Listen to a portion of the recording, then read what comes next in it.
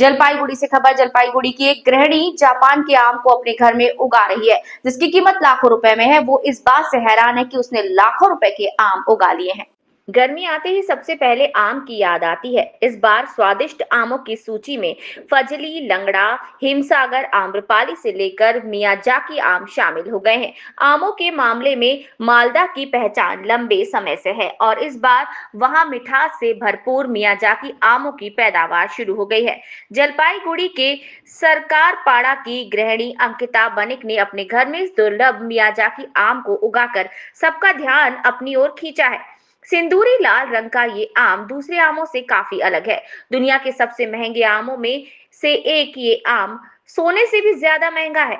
लाखों रुपए कीमत वाला जापान का ये मियाजाकी आम अब जलपाईगुड़ी में उग रहा है। अपने घर के बगीचे में इस दुर्लभ आम को उगाकर अंकिता काफी खुश हैं। इसके पीछे एक कहानी है। अंकिता देवी को उनके घर के आसपास लगे विभिन्न प्रकार के आम के पेड़ों से एक पेड़ इस आम का है, जो उन्हें मालदा से एक उपहार में मिला। इस बार उस आम के पेड़ में लाखों रुपए के आम लगे हैं। वो आम अब जलपाईगुड़ी में सोशल मीडिया पर वायरल हो रहा है। आजकल आम लोग इन महंगे आमों को खरीदने और खाने के लिए संघर्ष करते हैं या ये दुकानों में उपलब्ध नहीं होते। ऐसे में उपहार में मिले एक छोटे से पेड़ ने अब इस परिवार को लाखों रुपए के आम दिए हैं। ये देखकर अंकिता देवी और उनके परिवार के सदस्य खुशी से झूम उठे। मियाजाकी आम की कीमत बाजार में 2.5 लाख रुपए प्रति किलो है, लेकिन फिलहाल ये इतने महंगे नहीं हैं। बाजार में ये करीब 5,000 रुपए प्रति किलो बिक रहे हैं। हालांकि उनकी कीमत की चिंता नहीं है। अंकिता देवी इस बात से बेहद खुश हैं कि वे अपने शौक के बगीचे में मियाजाकी आम उगाने में सक्षम हुई। এই যে একটা গুরুত্বপূর্ণ আম, সম্ভবত এই আম পাওয়া যায় না, পাওয়া গেলেও অনেক হাজার হাজার দাম, কেজি লক্ষ টাকা দাম, এরকম কি বিষয় আসলে এটা কি? মানে ব্যাপারটা হচ্ছে গিয়ে আমি এর আগে টিভিতেই দেখছি সব কিছু, যে এই মিয়াজাকি আম যেটা জাপানে বলে, আরও বিদেশে অনেক জায়গায় চাষ হয়, এটা নাকি লাখ টাকা, প্রায় 1,20,000 এরকম নাকি কেজি দাম হয় এটার। তা রিসেন্টলি আমি মালদাতেও দেখলাম এক্সিবিশন হচ্ছে, সেখানেও যে আর কি আম নিয়ে যারা এই গবেষণা করে তারা বলছে যে মিয়াজাকি আমের চারা নাকি সবচেয়ে ভালো এই গাছ। তা আমি তো জানতাম না। আমার মিসেস অঙ্কিতা তো এটার অলরেডি চাষ করে ফলনও চলে আসছে।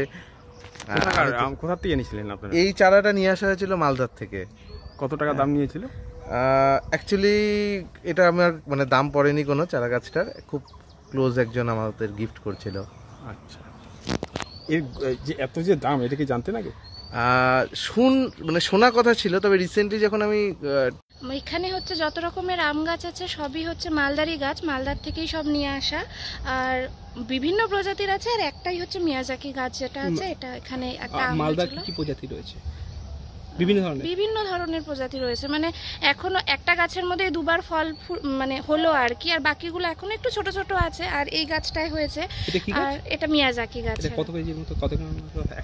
এটা প্রায় 1 কেজির মতো তো ওয়েট। কতগুলো আম ধরে চলে গেছে এই গাছে? এবার এই মুকুল আসছিল অনেক কটাই, একটাই আম হয়েছে। মানে এটাকে আর কি অনেক কষ্ট করে আর কি এতদিন রাখা হয়েছে, কারণ এটার না ওই বোটাটা অনুযায়ী, ডাল অনুযায়ী আমের ওয়েট বেশি হয়ে যাচ্ছে। তো এতদিন আর কি ওই বেঁধে নেট দিয়ে একটা ইয়ে কি বলে বাঁশের মতো লাগিয়ে দিয়ে তার মধ্যে কোনোভাবে আর কি রাখা হয়েছে যাতে এটা বড় হয়। তো এটা অনেকটাই প্রায় 1 কেজির মতো ওয়েট হয়ে যাবে। এমনি তো অনেক সময় নিউজে আসে দেখি, বা অনেক সময় সার্চ করলে দেখি যে কেউ বলে 30,000, কেউ বলে 60, কেউ বলে লাখ, এরকম। কেন এই দাম?